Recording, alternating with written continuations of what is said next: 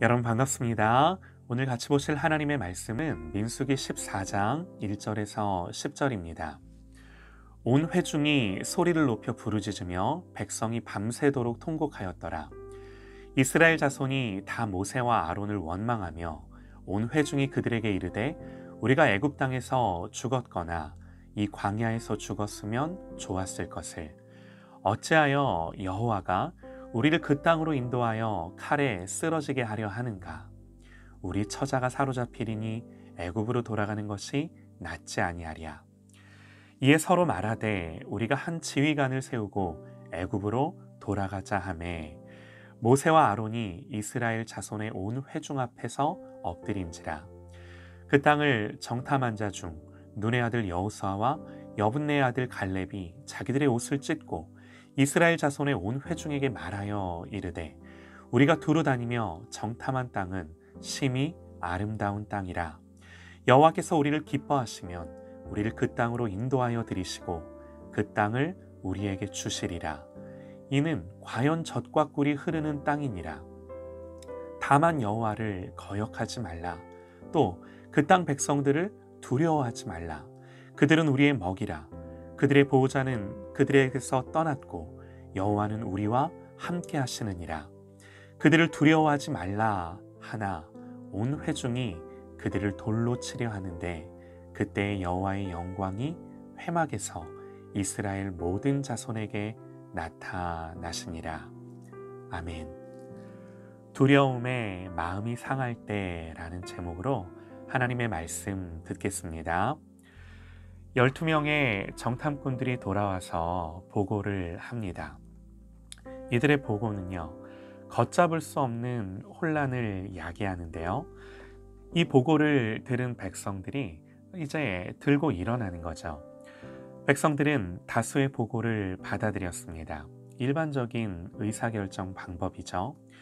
우리는 대개 다수의 견해가 옳다고 생각을 합니다. 그러나 언제나 그런 것은 아니죠. 다수보다 더 중요한 건요, 무엇이 하나님의 마음인가, 무엇이 하나님의 뜻인가 하는 거예요. 10명의 정탐꾼들의 말을 듣고 온 이스라엘이 부르짖고 울기 시작을 하는데요. 모세와 아론을 향해 원망을 쏟아놓으면서 해서는 안 될 말까지 합니다. 다시 한번 들어보시죠. 이스라엘 자손이 다 모세와 아론을 원망하며 온 회중이 그들에게 이르되 우리가 애굽 땅에서 죽었거나 이 광야에서 죽었으면 좋았을 것을 어찌하여 여호와가 누가요? 여호와가 우리를 그 땅으로 인도하여 칼에 쓰러지게 하려 하는가? 우리 처자가 사로잡히리니 애굽으로 돌아가는 것이 낫지 아니하랴. 이에 서로 말하되 우리가 한 지휘관을 세우고 애굽으로 돌아가자 하매. 충격적이게도요, 하나님을 악한 하나님으로 묘사합니다. 우리를 이 땅으로 오게 해서 칼에 쓰러지게 하는 하나님, 우리의 가족들을 다 사로잡히게 하는 하나님, 그러면서 차라리 애굽으로 돌아가자 하는 거죠. 여호수아와 갈렙이 옷을 찢으며 말해보지만 소용이 없습니다. 자, 여러분, 여기서 우리는요, 또 다른 형태의 우상을 보는데요. 그건요, 두려움이라는 우상이에요. 여러분, 무엇이 이 10명의 정탐꾼들로 하여금 이런 보고를 하게 하나요? 두려움이었습니다. 또 무엇이 온 백성들로 하여금 밤새 울부짖게 만들었나요? 또 뭐가 그들로 하여금 애굽으로 돌아가자는 결정을 하게끔 만들었나요? 모두 두려움이에요. 그들은 두려웠습니다. 하나님보다 두려움이 더 큰 거죠. 하나님 아닌 두려움이 이들을 지배하는 거예요. 두려움은요, 이스라엘 백성들에게 어떻게 역사하는가? 먼저 모세와 아론을 원망하게 했고요. 무엇보다 하나님을 왜곡하고 지금까지 하나님이 역사하신 모든 것들을 한순간에 부정하게 만들었습니다. 사실 여러분, 이들의 이런 말은요, 잘 이해가 안 되죠. 왜냐하면요, 이들은 그동안 많은 기적과 하나님의 능력을 눈으로 보고 경험했어요. 그런데 한순간 그 모든 것들이 부인되고 심지어 방향을 돌려 다시 애굽으로 돌아가자 그러는 거예요. 어떻게 하나님을 향하여 하나님이 우리를 칼에 죽게 하려고, 또 하나님이 우리의 처자식들을 다 사로잡히게 하려고 여기까지 데리고 왔다고, 여러분 어떻게 이런 말을 할 수가 있는 건가요? 두려움은요, 영성뿐만이 아니라 우리의 지성, 이성을 마비시켜 온전한 생각조차 하지 못하게 만드는 거죠. 여러분, 우리도 그래요. 우리도 그렇습니다. 하나님을 쫓아가다가도 우리는 우리 눈앞에 보이고 펼쳐지는 어떤 것들이 너무나 두려운 나머지, 내지는요, 작은 것들에 마음이 상하고, 또 가는 길에 우리의 걸어가는 그 인생길 위에 이것저것 거치는 것들이 있다 보니 마음이 다쳐요. 그러면 여러분, 정말 한순간에 믿음이 온데간데 사라지고 인간적인 생각과 판단이 계속해서 올라오는 거죠. 이들은요, 갑자기 방향을 틀어 애굽으로 돌아가자 합니다. 은혜가 사라지고 한순간에 두려움에 사로잡히게 될 때 사람에 대한 원망, 그리고 지난 시간들에 대한 후회, 심지어 분명히 은혜라고 고백했던 것들조차도 더 이상 그런 고백이 안 나오고 기쁨이 사라지고, 그리고 분명히 하나님의 뜻이라고 믿고 여기까지 왔는데 한순간에 그 모든 하나님의 목적과 계획을 완전히 뒤집는 결정까지도 서슴지 않고 내리게 되는 거죠. 여러분, 우리가요, 얼마든지 그럴 수 있어요.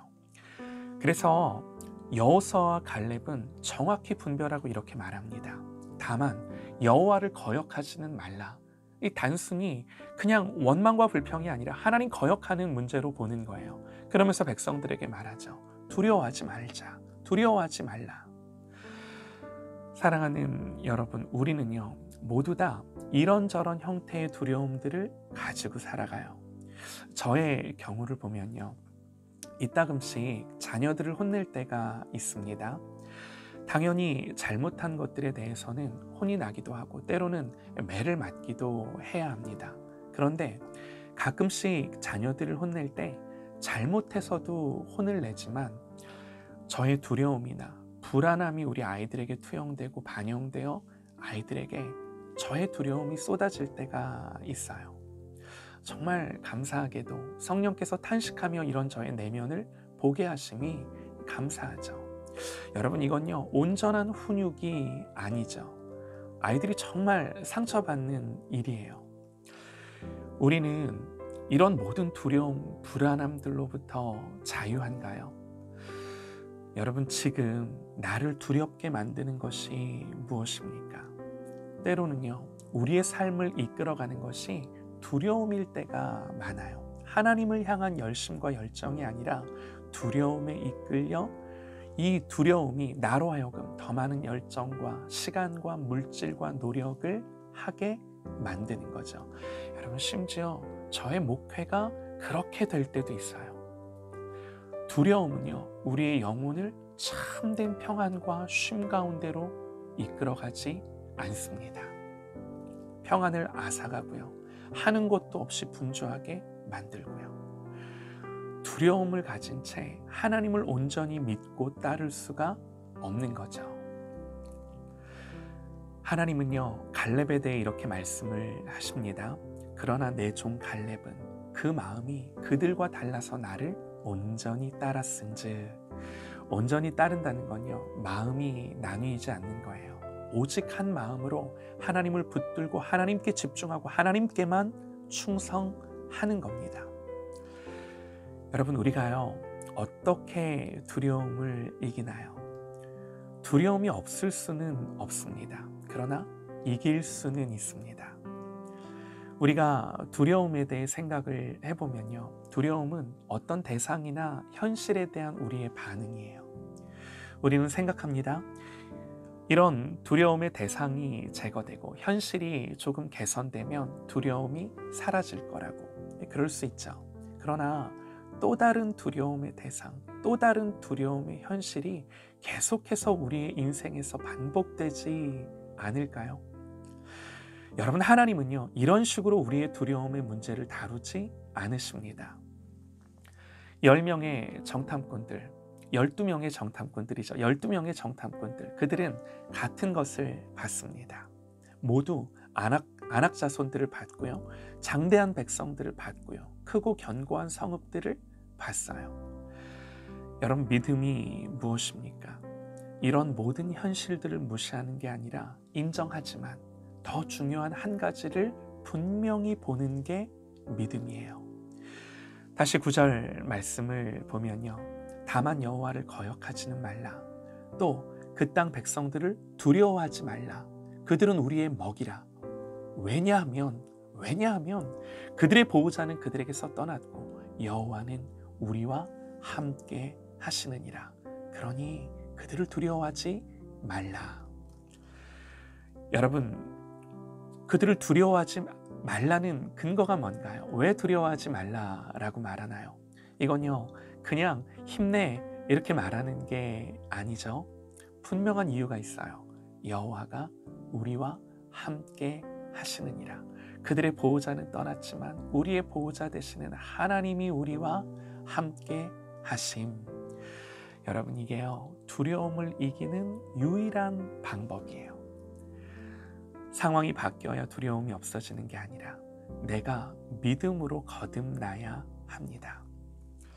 우리 앞에 있던 문제가 사라지고 나를 힘들게 하는 그 사람이 없어지고 우리를 두렵게 하는 그 모든 현실과 상황의 문제가 사라지는 일은 없습니다. 있을 수도 있겠죠. 그러나 하나가 사라지면 또 다른 하나가 일어나 우리를 두렵게 하는 거예요. 그렇지 않나요? 하나님은 상황을 바꿔서 우리의 두려움을 해결해 주시는 게 아니라 우리의 눈을 열어 그 두려움보다 더 크신 하나님을 보게 함으로 우리의 두려움을 이기게 하시는 줄 믿습니다. 아멘입니다. 여호와가 우리와 함께 하시느니라. 그러니 여러분, 우리의 신앙의 관건은 여호와가 누구신지, 그러니 여호와가 누구시며 그분이 나를 위해 무슨 일을 하셨는지, 그분이 나를 위해 어떻게 그 사랑을 확증해 주셨는지, 그 아들을 보내셨는지 분명히 이것을 믿음으로 취하며 보는 저와 여러분 되시기를 간절히 소망합니다. 사랑은 모든 두려움을 내어쫓습니다. 우리를 향한 큰 놀라우신 하나님의 사랑이 부어질 때 모든 두려움을 이기는 줄 믿습니다. 여러분, 두려움은요, 우상입니다. 하나님보다 더 두려워해야 하는 대상은 없습니다.